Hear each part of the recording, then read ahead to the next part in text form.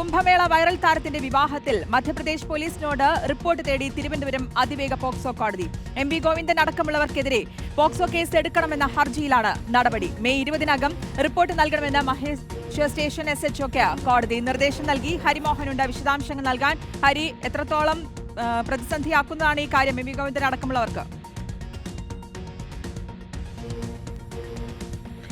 ശ്രുതി, കുംഭമേളയിലെ വൈറലായിട്ടുള്ള പെൺകുട്ടിയുടെ വിവാഹവുമായി ബന്ധപ്പെട്ടുകൊണ്ട് നേരത്തെ തന്നെ കേരള പോലീസ് ഒരു അന്വേഷണം നടത്തിയിരുന്നു. മധ്യപ്രദേശ് പോലീസ് ആണെങ്കിൽ കേസെടുത്ത് അതിലൊരു അന്വേഷണം നടത്തുകയാണ്.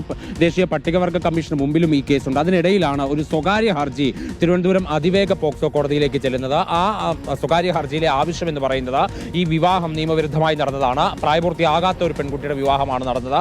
അതുകൊണ്ട് തന്നെ ആ വിവാഹം നടത്തിയവർക്കെതിരെ, ആ വിവാഹം നടത്താൻ വേണ്ടി ഗൂഢാലോചന നടത്തി എന്നുള്ള ആരോപണം ഉന്നയിച്ചുകൊണ്ട് ആ ആരോപണ വിധേയരായിട്ടുള്ള വ്യക്തികൾക്കെതിരെ കേസെടുക്കണം, അതും ജാമ്യമില്ലാ വകുപ്പുകൾ പ്രകാരം കേസെടുക്കണം എന്നുള്ളതാണ് അഭിഭാഷകനായ അഡ്വക്കേറ്റ് പി നാഗരാജിന്റെ ആവശ്യം.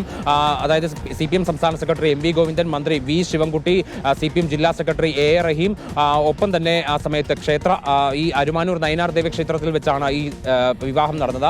ആ ക്ഷേത്രത്തിന്റെ പ്രസിഡന്റ്, സെക്രട്ടറി, ഇങ്ങനെ 6 പേർക്കെതിരെ കേസെടുക്കണമെന്നുള്ള ആവശ്യമാണ് ഈ അഭിഭാഷകൻ മുന്നോട്ട് വെച്ചിരിക്കുന്നത്. അതായത് പോക്സോ വകുപ്പുകൾ, ബാലവിവാഹം, പട്ടികവർഗ അതിക്രമം തടയൽ അടക്കമുള്ള വകുപ്പുകൾ ചുമത്തണമെന്നുള്ളതാണ് ആവശ്യം.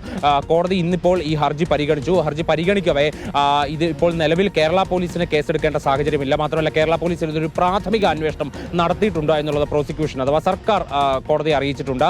അതുകൊണ്ട് തന്നെ മധ്യപ്രദേശ് പോലീസ് ഇതിന് സമാന്തരമായി തന്നെ മറ്റൊരു അന്വേഷണം നടത്തുന്നുണ്ട്. അവർ അതിൽ കേസെടുത്തിട്ടുണ്ട്. അങ്ങനെയാണെങ്കിൽ അവർ അതുമായി ബന്ധപ്പെട്ട അവർ രജിസ്റ്റർ ചെയ്തിട്ടുള്ള കേസ്, ഒപ്പം തന്നെ അവരുടെ അന്വേഷണ വിവരങ്ങൾ എല്ലാം അടങ്ങിയ റിപ്പോർട്ട് മെയ് 20-ന്, അതായത് അടുത്ത ഈ ഹർജി വീണ്ടും പരിഗണിക്കുന്ന സമയത്ത് മെയ് 20-നകം മധ്യപ്രദേശിലെ മഹേശ്വർ പോലീസ് സമർപ്പിക്കട്ടെ എന്നാണ് മഹേശ്വർ സ്റ്റേഷൻ SHOക്ക് കോടതി നിർദ്ദേശം നൽകിയിരിക്കുന്നത്.